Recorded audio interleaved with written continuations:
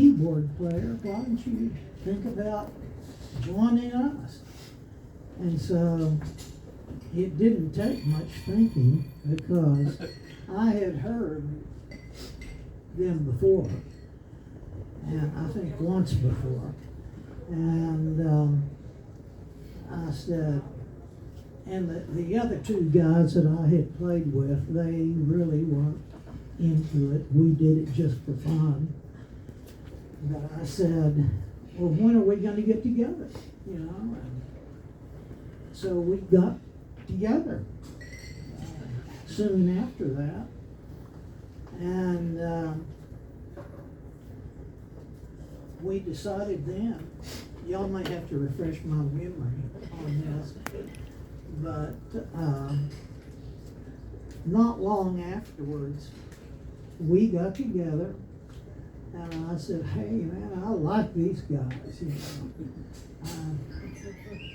And like everybody has said, Mark did smile a lot. He really did. He liked people. Mm-hmm. He was a people person. And that was one thing that touched me. And in fact, really, all you guys smiled a lot.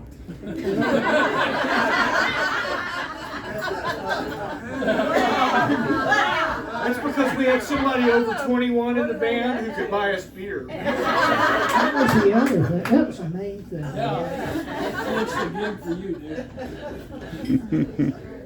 dude. Old Mark, I tell you, he was a good guitar player. He really was. And he really dazzled me sometimes. And the first time that he played with his teeth, you know, I think the only time I had ever seen that was with Hendrix before. Yeah. And so I guess he figured out, you know, how to do it. In fact, that's funny because the first time, Sometimes it'd be yeah, below. he'll just kind of pluck it, you know. The thing is, plucking a guitar with your teeth and then playing all the notes. Oh, the you know, notes. with this hand. And Very talented. yeah, he was very talented. I guess I never really realized Mark was such a fantastic guitar player, as y'all say, because I knew he'd play, but at home he practiced. You know, sit and strum and do a couple of riffs and stuff like that. I didn't really ever hear He was him great. perform much. He loved his guitars though. Yeah, He loved to play, and he loved I it love to just hear right. it. I love when he strum up that and turn the amps on. You know, we all go back to our youth. Turn that electric guitar down. Get that electric guitar out, yeah. In fact, some of the, I think the very first time that I heard Mark play, first or second time, I heard him play with his teeth, and I was just kind of blown away. And then the last time I heard him play was with his teeth. And we were playing, what'd you say, like a 40th? Oh, that 40th high school reunion. It was reunion. 2011. Yeah, 2011. Spring Lake High School 40th And reunion. Sounds like something with. I was just getting wound up about them. And Mark, he did his teeth playing, and it blew me away again, you know, because it had been, you know, close to 40 years. But He didn't want to do it initially on the gig. We used to always have to make him do it Yeah. because his girlfriend hated it. She'd get Oh, horrified, that's she'd get right. mad at him, then he'd get mad at us because we made him do it. Yeah.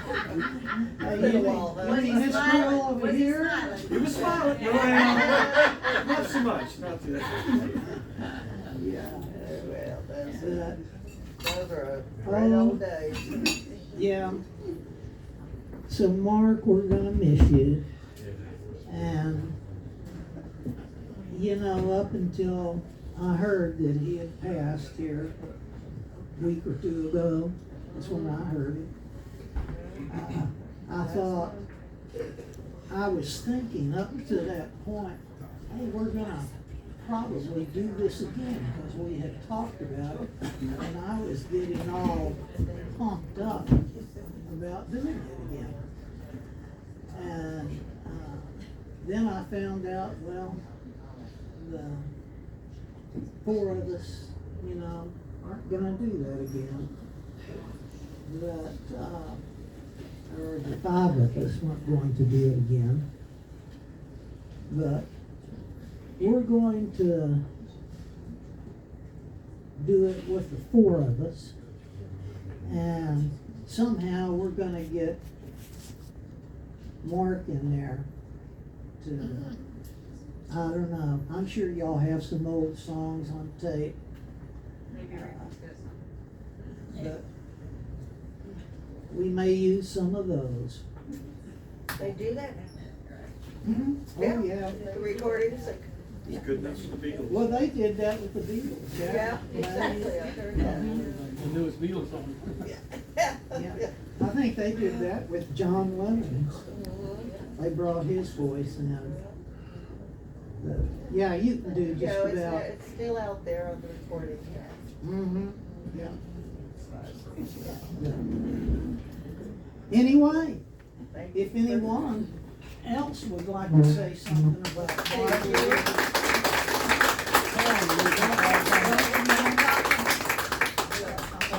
Tell a really quick story. All right. I'm just gonna tell y'all a really quick story. You know, I've played in a lot of bands with Mark. Name, David Hammonds. David. nice to I meet grew up you. on Pine Village. We used to throw pine cones and rocks at Mark when he'd drive by on his go-kart. Boys will do on your bicycles, right? Right. Let's see, what was I gonna say? Pine cones and rocks. Yeah. Love bands. God, I forgot what I was gonna say. Mark told me a really funny story once about his mom, and I don't remember the details, but it was just a hilarious story about his mom accidentally knocking the side of the garage off when she was backing out of the garage, and she opened the door and was looking around like this, you know, versus using her mirror, and took off part of the garage wall. It was just a really hilarious story. Mark was a great cue person, and I know Mike knows what I'm talking about here. There's kind of a silent communication going on in every band. He was the best at cueing. You know, when you got to a certain part in the song where maybe when you were practicing you typically would screw it up, he would always, I don't know if he did this in Felix Fly, but when I played with him, he was so great at that, which always helped as a drummer because half the time I'd forget what was coming up. The funny story I was going to tell you is we used to play with a guy by the name of Jimmy Barrett. You guys probably remember him. And he was a bass player, and this particular band, it was just me and Mark and Jimmy. And you never, for some reason, you could never hear Jimmy's bass. He would be playing, but it would sound really strange and tinny. And he had this huge speaker box, really impressive looking setup. And so after playing with this guy for quite a while, I don't know exactly how this worked out, but Jimmy wasn't there, and Mark and I actually took the back off of Jimmy's speaker box to see what the heck is going on. And it turns out, even though he had like 4 big speaker holes, you know, in the box, there was actually only one little speaker. So, you know, okay, well, there's the problem. Just a another crazy story, but Mark was a lot of fun to grow up with, and he'll be greatly missed.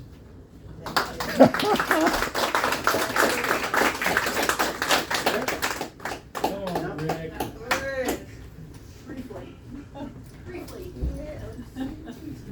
Briefly. Hey, everybody. I just briefly wanted to come up and say how much I love Mark.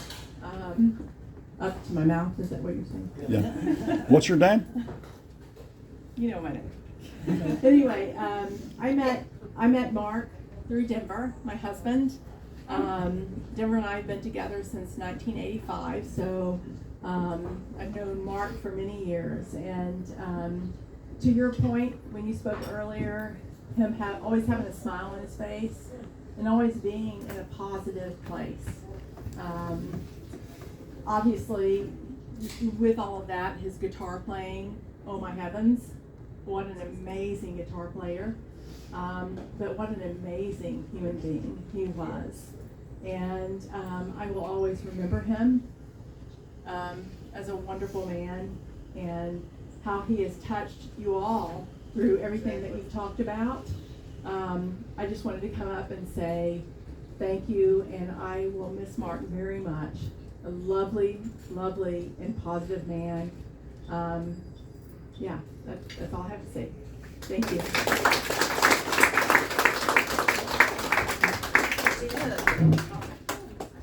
I know. And Denver has been a big help putting this together. I've tried. Everybody has. I really have. I guess maybe I ought to say something now. Want me to hold your Take a picture? Would you? Band days. I trust you, Mike. Okay.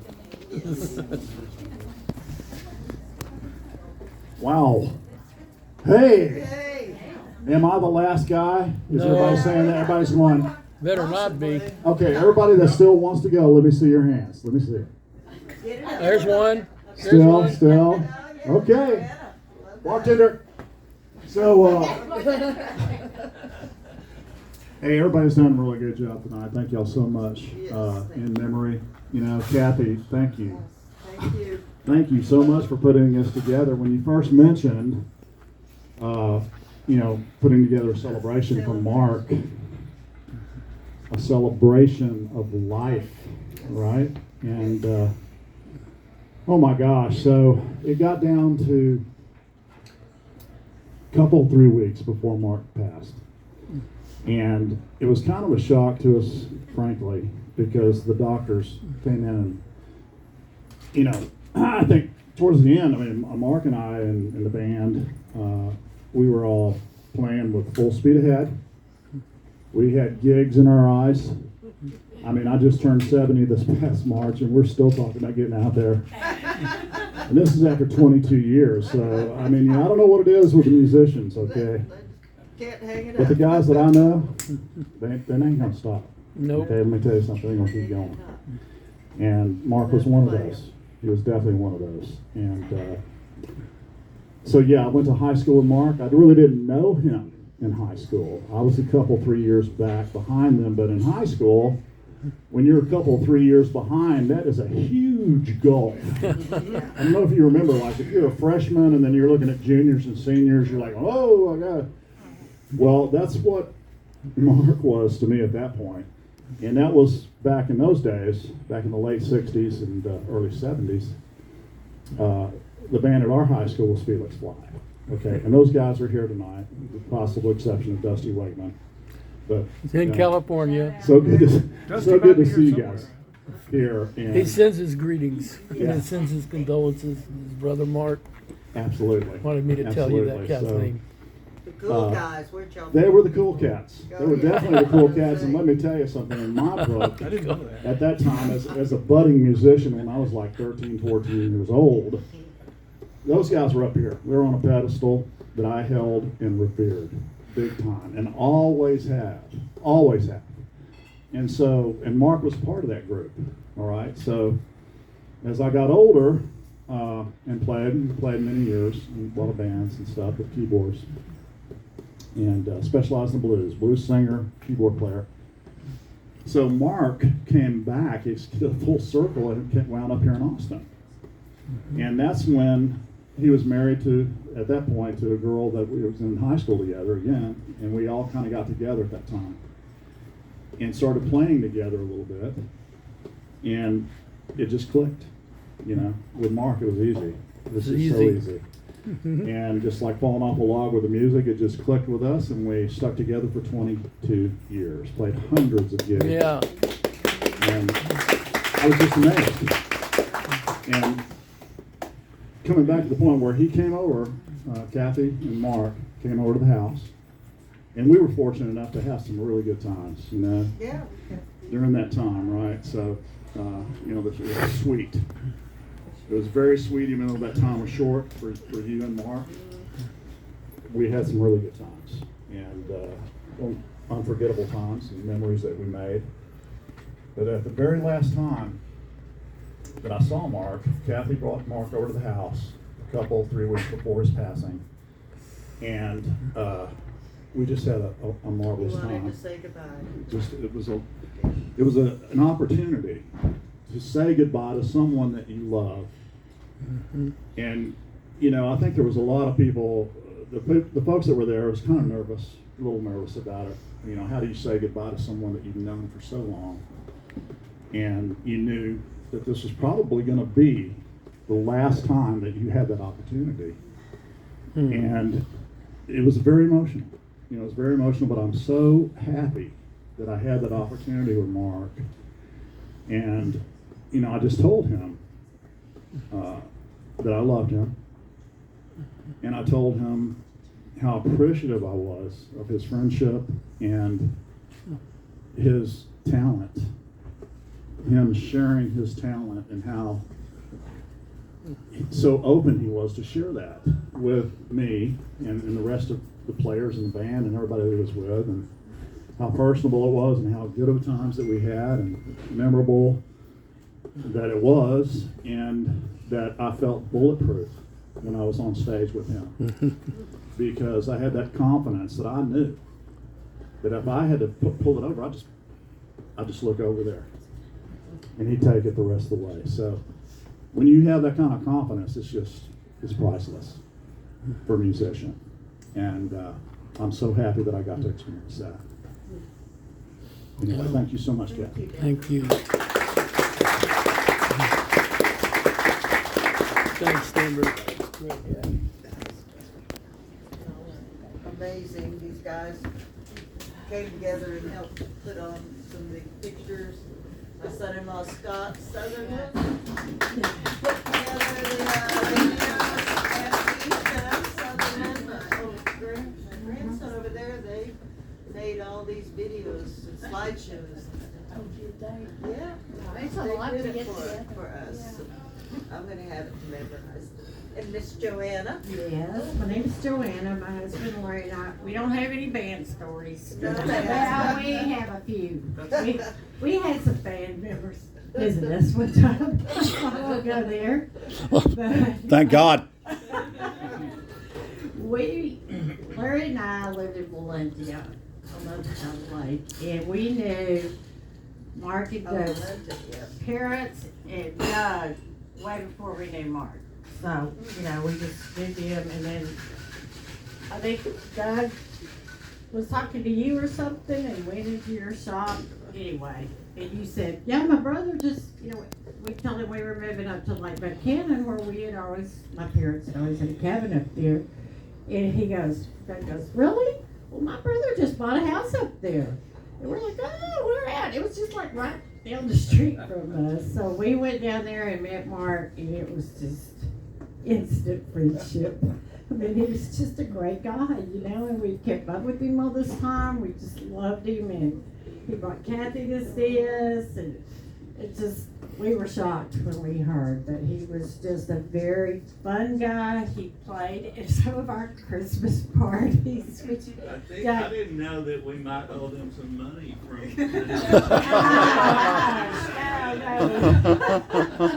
But he like kept plays guitar, we'd have these Christmas parties out in our big barn thing, and he would come MC it, and you know, we'd do the whatever, the Chinese Christmas thing, and he was just hysterical. be a funny. He was so Get funny. into it. And everybody, some of the pictures I have, and you know, he was up there, he with his Santa hat on, you know, being all goofy. And you just see everybody in the background just cracking up. So Yeah. he was a very, very dear friend, and we were so happy when he found Kathy because he had been looking for the right woman for a long time. And I'm just sorry it was short-lived, but we're blessed to have had him, and we are all blessed See to y'all. have him in our life. So, Me too. for sure. Thank you. Thank you, Joanna. She is, like I always said, she's a hoot. Just just get her and go have fun with her. Yeah. We did. You are. Love you too. That's- Well, no, I'm not sure why I'm back up here again, but I thought I'd read something that I had kind of used as a guidance through my life. It's just a poem. It's "Do It Now." I expect to pass through this world but once. Any good thing, therefore, that I can do, or any kindness I can show to any fellow human being, let me do it now. Let me not defer nor neglect it, for I shall not pass this way again. That's all I will say. Good. We're gonna absolutely not make it through this. Okay. And tell everyone who you are. Hey everybody, I'm Grant. I'm one of Mark's nephews.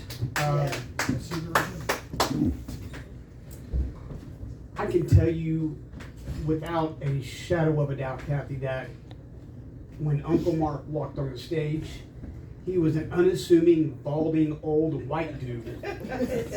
But he flat laid it down every night. Every stage in my life, there's some sort of live music event with Mark absolutely on fire. I've never seen him not on fire. He loved you, kid. Throughout my life, Uncle Mark, yes. throughout my life, I've known Uncle Mark as a few different things. Uncle Mark, a friend, and a father figure.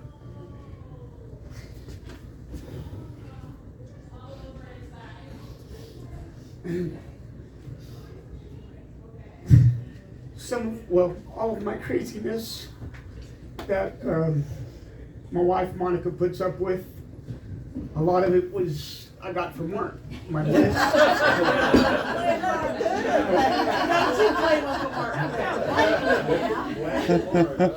I'm a notorious list maker. I make a list to make a list. And that list has a list. And so, Mark said, and then yes. once you get halfway through the list, you have to circle back and redo the list because it's The not next right. list. Yeah, and so one of the other things that drives her crazy is I don't stop. Once I get up in the morning, there's always something to do until I go to bed. And then when I'm laying in bed, the brain is still going, thinking of things that I need to make a new list for.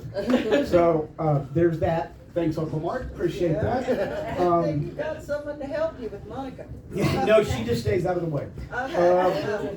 It's better. I'm tired of that way with Mark, you know, it's like, okay, honey, can't you sleep? Let him go. I think, Yeah. Let him go.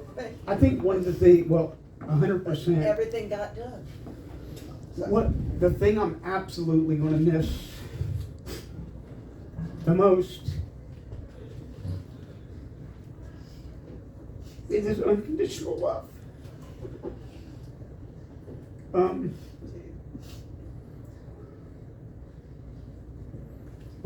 I cannot tell you the number of times he and I would sit out at the house in Lago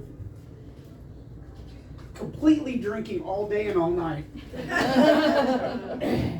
And having these long conversations until 2-3 o'clock in the morning. And then when I got sober,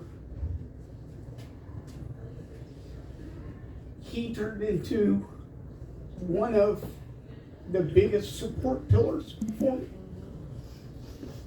I'm And proud of you. Yes. the thing that I tell everybody about my uncle is, and everybody here who's gotten up has echoed this. He's just a damn good dude. And the world's a little bit worse off today without him.